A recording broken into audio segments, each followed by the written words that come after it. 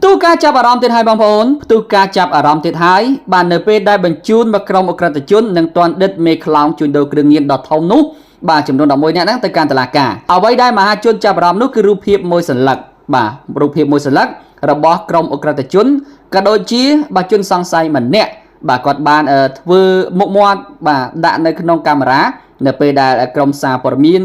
បានថតផ្តិតយករូបភាពរបស់គាត់ហ្នឹងនៅពេលដែលសមត្ថកិច្ចកំពុងតែបញ្ជូនខ្លួនគាត់ទៅកាន់តុលាការ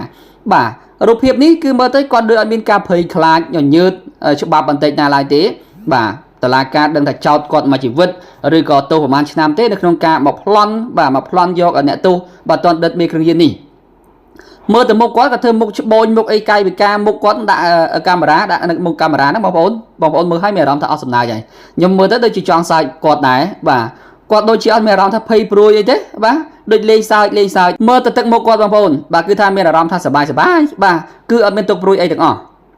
ឥឡូវនេះយើងបង្វែរមកអត្ថបទយើងវិញបងប្អូនទុកឲ្យគាត់សប្បាយបន្តទៀតចុះបាទកម្លាំងសមត្ថកិច្ចនគរបាលជំនាញប្រឆាំងបទល្មើសគ្រឿងញៀននៃអគ្គស្នងការនគរបាលជាតិនៅព្រឹកថ្ងៃទី25ខែសីហាឆ្នាំ2023នេះបានបញ្ជូនជនសង្ស័យចំនួន11នាក់ដែលជាក្រុមអ ுக ្រិតជនរំដោះអ្នកទោសគ្រឿងញៀននៅឯខេត្តសៀមរាបនិងអ្នកទោសជាមេខ្លោងជួញដូរគ្រឿងញៀនទៅកាន់សាលាដំបងរាជធានីភ្នំពេញដើម្បីចាត់ការតាមនីតិវិធី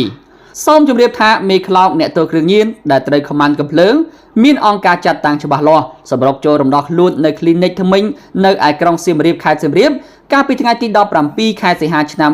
2023កន្លងទៅត្រូវបានកម្លាំងអគ្គស្នងការដ្ឋាននគរបាលជាតិធ្វើការស្រាវជ្រាវរហូតតាមចាប់ខ្លួនរួមជាមួយនឹងបកពួកត្រឡប់មកវិញសរុបបានចំនួន11នាក់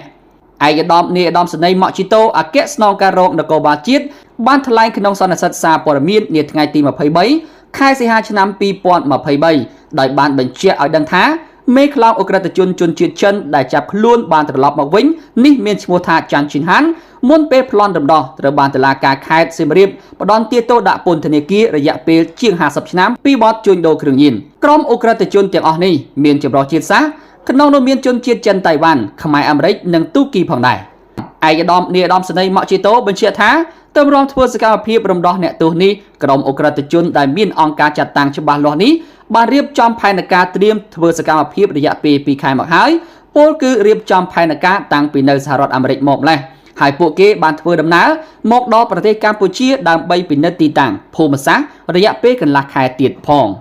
សូមរំលឹកបន្តថាខមមិនកំភ្លើងមួយក្រុមនេះប្រដាប់ដោយអាវុធគ្រប់ដៃ